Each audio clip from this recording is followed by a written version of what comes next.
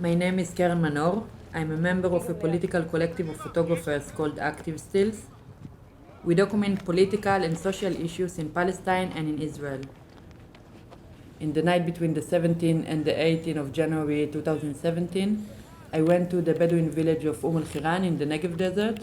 After residents of the village published call out for activists and for the media to come and document the expected demolition of the village and to stand with them in solidarity. This Bedouin village is demolished so that a Jewish settlement could be built there.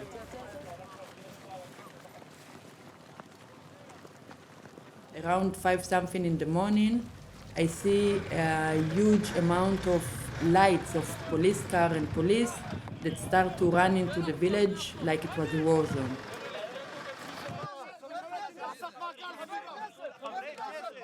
I ran after the policeman and I start filming, and very short after I hear some shots. Okay. I realized it's live shooting, but I still don't understand what's going on. Without thinking, I just stop the camera and try to find a safe place. The shoots continue, and I realize something serious probably is going on, and I turn on the camera again. From that moment, I hear a constant sound of a car horn that lasts more than an hour.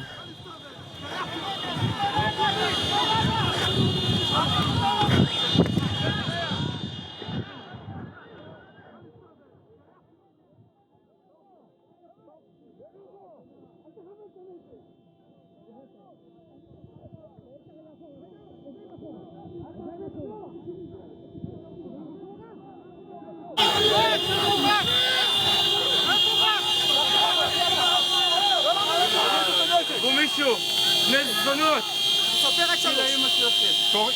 אתה מכוון על תוריד את הנגד, די. אחורה פעם, זה כלום. אחורה. אחורה. בסדר. הנה, אני חייב כוח. תוריד את הנגד. פאק אוף.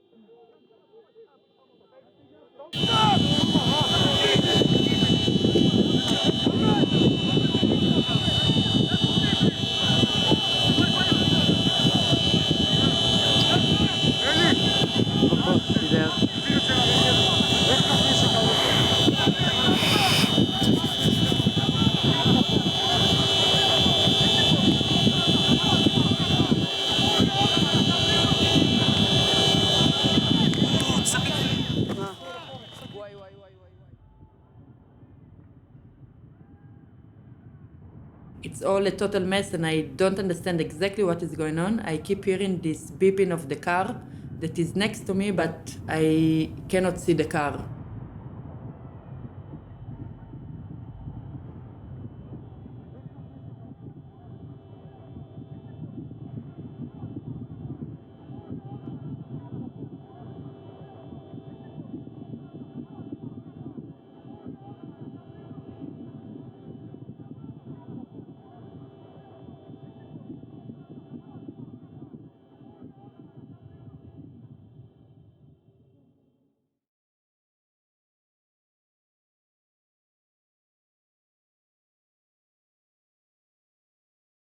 The next morning it was reported that 2 people had been killed in a raid, a Palestinian Bedouin man, Yacoub Abu al-Qi'an, and an Israeli policeman, Erez Levy.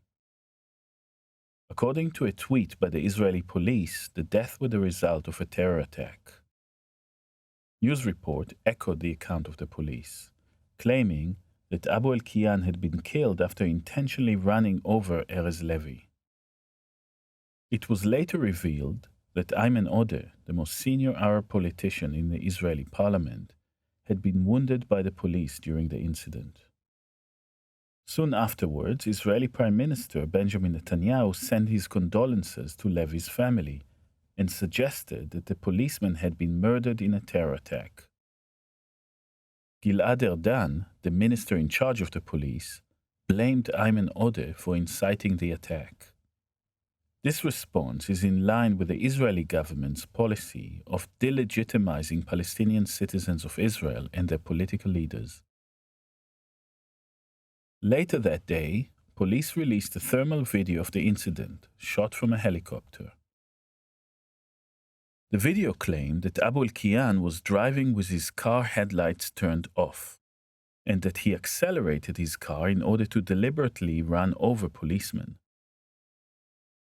We decided to conduct an urgent investigation together with active stills and the residents of al-Hiran, starting with this thermal video footage. Thermal imaging displays variations in heat rather than visible light. The more heat an object emits or reflects, the darker it appears.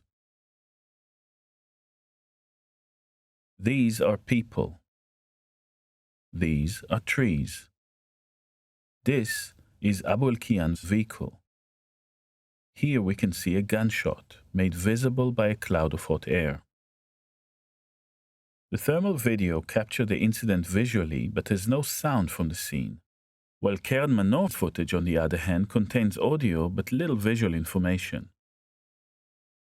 We combine the image from one source with the sound from the other to reveal critical information.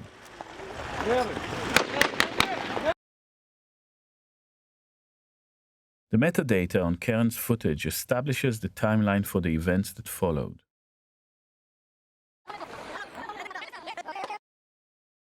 The sound of 4 gunshots matches with the heat clouds visible in the thermal image.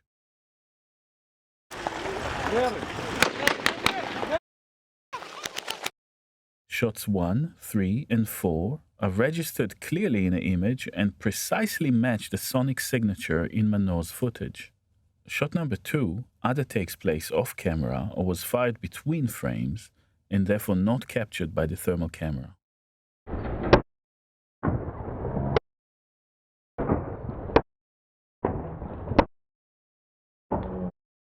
This synchronization allows us to reconstruct the incident. At 5:56 and 2 seconds, we hear an initial burst of 3 gunshots. These 3 gunshots take place outside the frame of the thermal video footage. Okay. At 5:56 and 5 seconds, Abu al-Qi'an's vehicle is seen as he leaves his mother's house. 1 second later, the second burst of gunshots begins. The heat clouds clearly point in the direction of the slowly moving vehicle.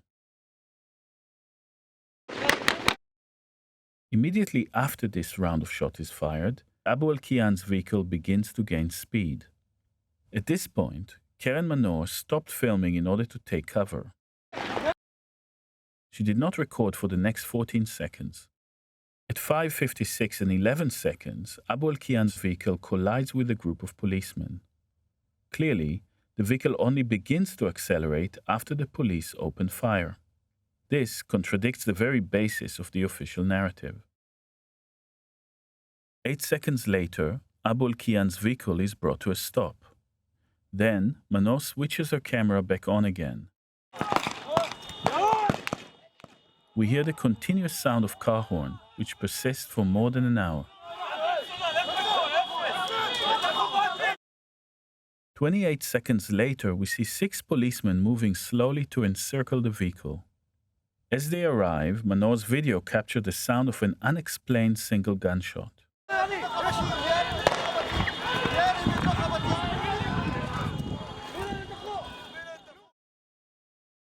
We publish our preliminary investigation the following day through the online magazine 972. When Ayman Odeh shared this report on Twitter, the Israeli police replied, calling our analysis manipulative and a distortion of evidence. They insisted the incident was a terror attack. One revelation led to another, and the following day, parts of Abu al-Qi'an's autopsy report were leaked. The report suggested that the bullet had crushed al-Qi'an's right leg, which controlled the accelerator and brake pedals, supporting our theory that the acceleration of his vehicle was the result of gunfire. The second bullet had hit al-Qi'an's chest and led to his death from loss of blood.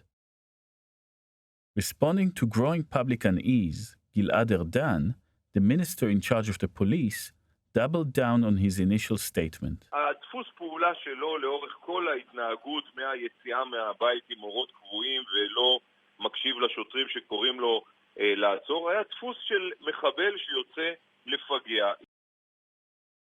Indeed, when we look at the aerial thermal footage, we do not see any headlights.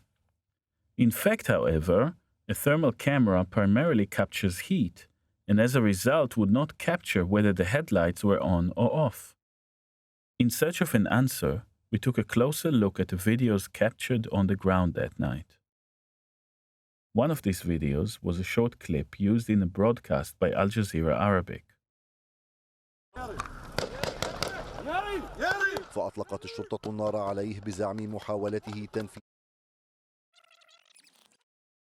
Looking closely, we spotted in the background a vehicle that we suspected would be that of Abu al-Qi'an. Behind the narration, we could hear the same burst of gunshots that we had previously identified in Manor's footage.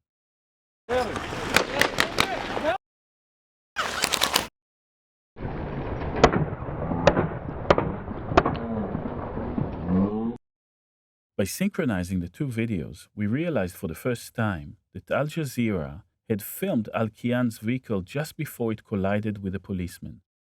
Crucially, both videos show that the vehicle's headlights were on. To verify this, we compare these videos to the thermal footage. At 5:56 and 8 seconds, four figures are clearly visible in the Al Jazeera footage.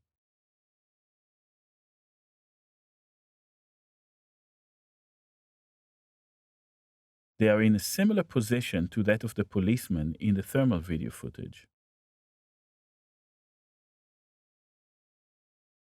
We located both videos within a precise 3D model of the area.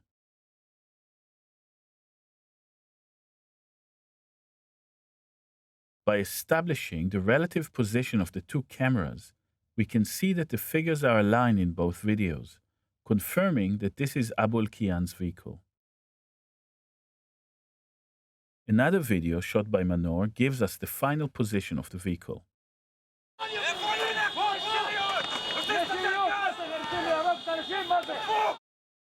The bright light that blinds the camera at 5:56 and 38 seconds is from the headlights of Abu al-Qi'an's vehicle. Not only are they on, but they appear to be on full beam. Manor's footage did, after all, capture the incident.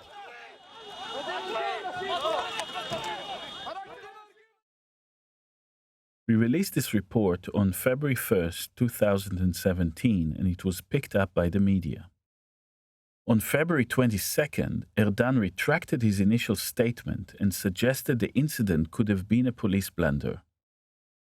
He would later revert to a more ambiguous position. On March 6th, Israel Minister for Agriculture became the first politician to issue an apology.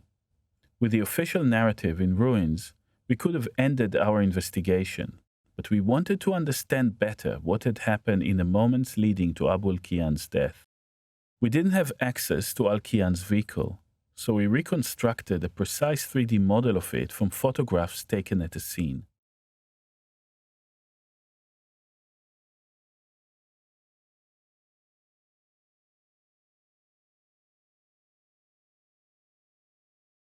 On the model, we marked bullet holes which could have been caused by the shots we had observed in the thermal video footage. On March 23rd, we returned to al-Hiran to reenact the incident exactly where it had occurred. In doing so, we collaborated with residents of the village and other witnesses, including Ayman Odeh. In the original, official narrative, the car was the weapon and the gas pedal the trigger. We wanted to test whether the gas pedal had to be pressed down for the vehicle to accelerate the way it did. We placed actors in the same position as the policemen. Using the same model car, a Toyota Land Cruiser, our driver lifted his right foot from the gas pedal, exactly where Abu al-Qi'an's vehicle began to accelerate in the thermal video. We let the vehicle roll freely down the slope, recording its speed and acceleration.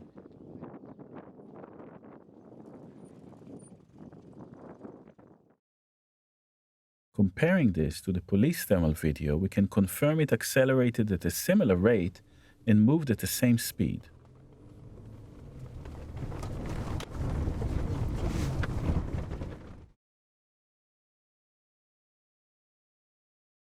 In our model, we mark the vehicle's position when the shots are fired,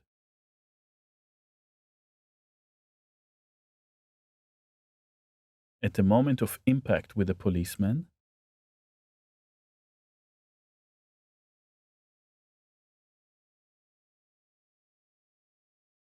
and at the moment when it is brought to a stop. From a bird's eye view, the terrain looks flat and the acceleration intentional. However, in our model, the incline of the terrain is clearly visible, suggesting that it is the slope rather than the gas pedal that led to the acceleration.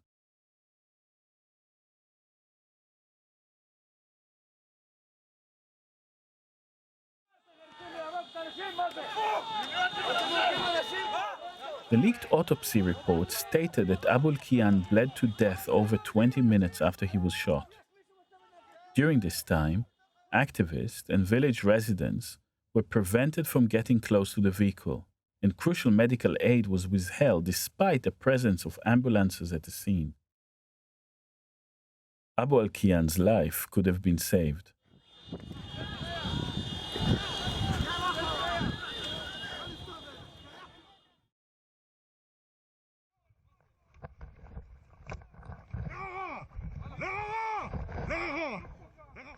In November 2018, we were commissioned by the Public Committee Against Torture, an NGO acting for the residents of the village and Ayman Odeh, in a legal action against the police. The police had to disclose all evidence to the NGO's legal team. These new materials included footage recorded by the body cam worn by policeman NG, footage recorded by a handheld camera carried by policeman DT, an extended 30 minutes version of the original thermal video recorded from a police helicopter, and recordings of 3 police radio channels.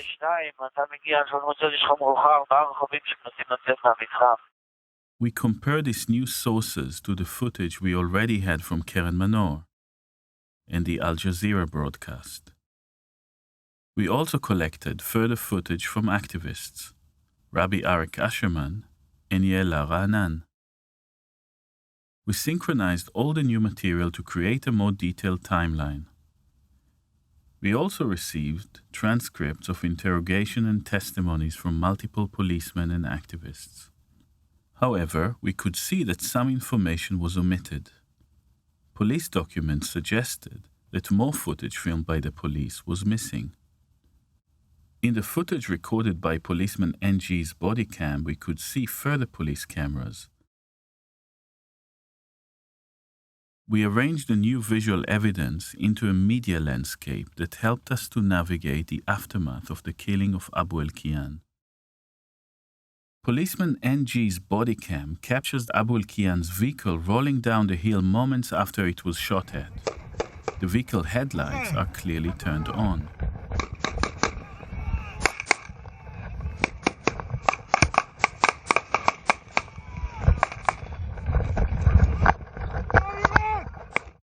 We initially suspected that Abu al-Qi'an might have been shot again at close range after his car had come to a stop. However, NG's body cam footage suggests that this is unlikely.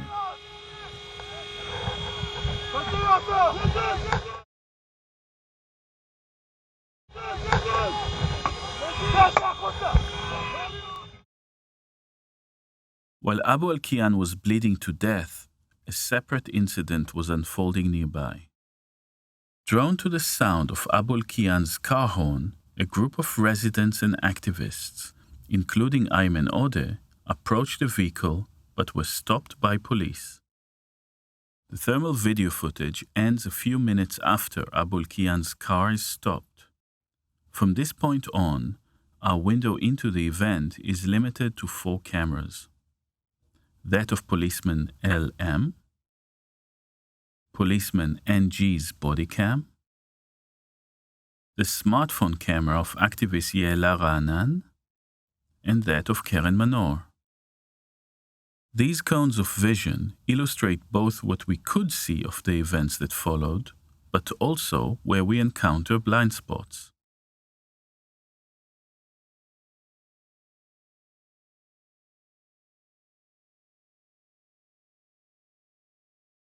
Here, Ayman Odeh describes the events that followed. אחד מהם ירה בי, אני שמעתי את הכל, אז אני הבנתי שזו ירייה, אז זה פגע בי במצח, והרגשתי שהאדם, אז עשיתי משהו כמו אח, כך, בצורה כזו, אז ירו בי עוד הפעם בגב שלי. ופה נפלתי. במקום הזה נפלתי. We see this moment in Manor's footage. קודם פיטר ואז פוק, אוקיי. אני שותה לך מים על הפרצוף. A photograph from later that day shows Odeh holding a sponge bullet, which he said was the type of bullet that hit him. However, the police cast doubt on Odeh's claim. לא ברור בכלל ממה הפציעה, ייתכן שהיא בכלל מהאבנים של המפגינים עצמם. To try to understand what happened, we return to Manor's footage. Shortly after 6 a.m., policeman E.M. sprays 5 people with pepper spray. The first is Yael Ra'anan. Her camera drops towards the ground at the moment she is sprayed.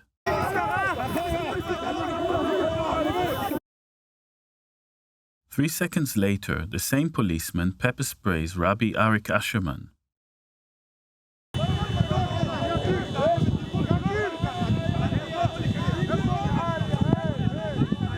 Followed by the activists Michal Haramati and Mahmoud Abu Saleh. Immediately afterwards, Odeh is also pepper sprayed at point-blank range.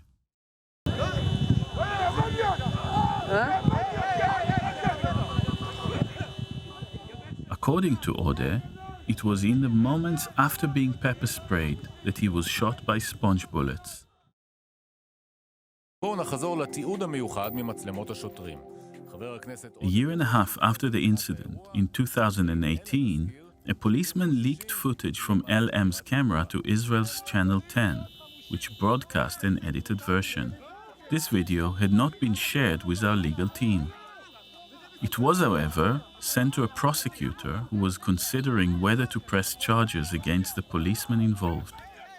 Despite previously claiming that Odeh had been struck by a stone thrown by the villagers, police claimed in a broadcast that Odeh's injury was caused by fragments from an exploding stun grenade. They accused Odeh of giving false testimony. When we took a closer look, we found that the broadcast footage was made of multiple clips and that gaps in the footage occurred at critical moments. In the video, we hear police cameraman LM shouting, "Give them sponge."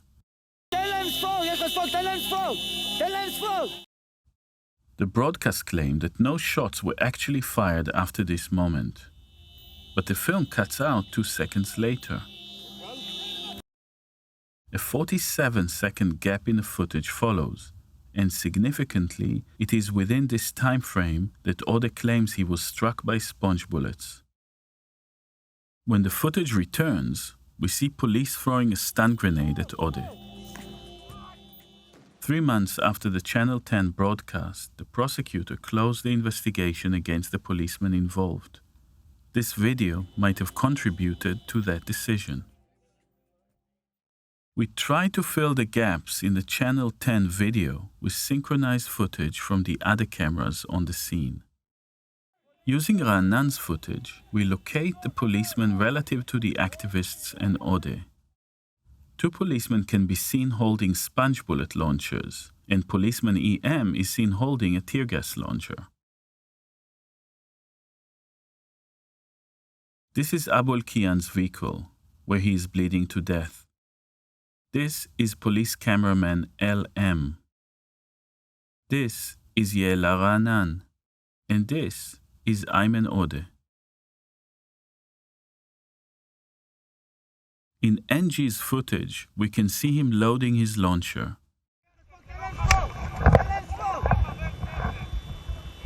We can also see the barrel of policeman MM's launcher. A few seconds earlier, we hear the shout, "Give them sponge." Immediately after this, while we don't see a shot, we hear someone shouting in pain.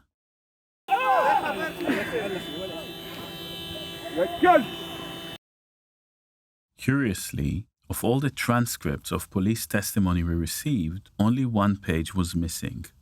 Lines 51 to 85 are omitted from the interrogation of the police cameraman LM.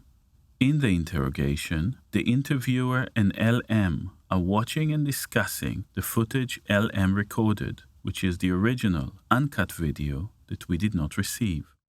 In lines 104 and 106, the police interrogator questions LM. After that, you see someone shot by sponge, probably in the knee. You say, "Give them sponge," and then you see someone shooting sponge. A medical report from shortly after the incident gives further support to Odeh's testimony.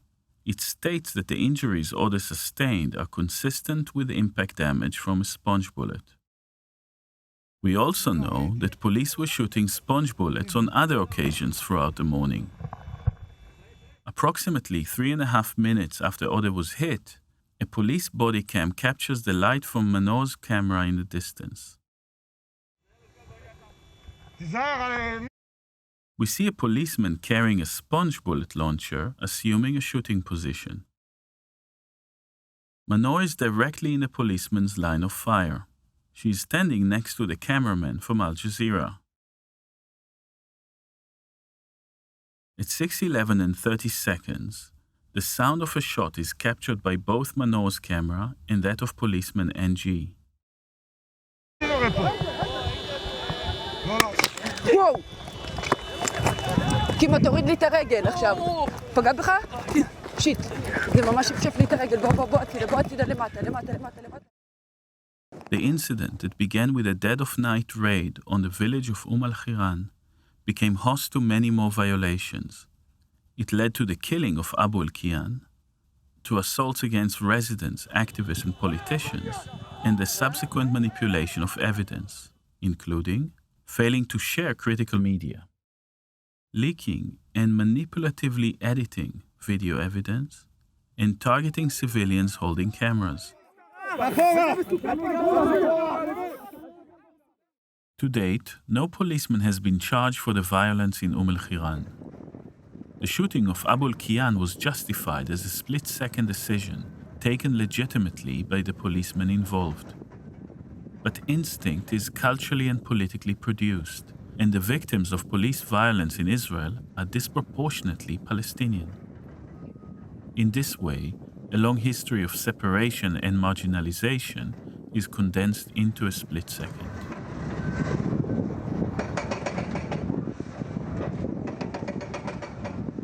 When bulldozers demolished the village later that morning, they began with the homes of Abu al-Qi'an's family. The story of the demolition of al-Hiran is not unique. Around 35 Bedouin villages, home to over 100,000 Palestinian Bedouin citizens, are illegalized and unrecognized by Israel. These communities are not marked on maps or serviced by infrastructure, and many are being demolished to make way for new Jewish settlements.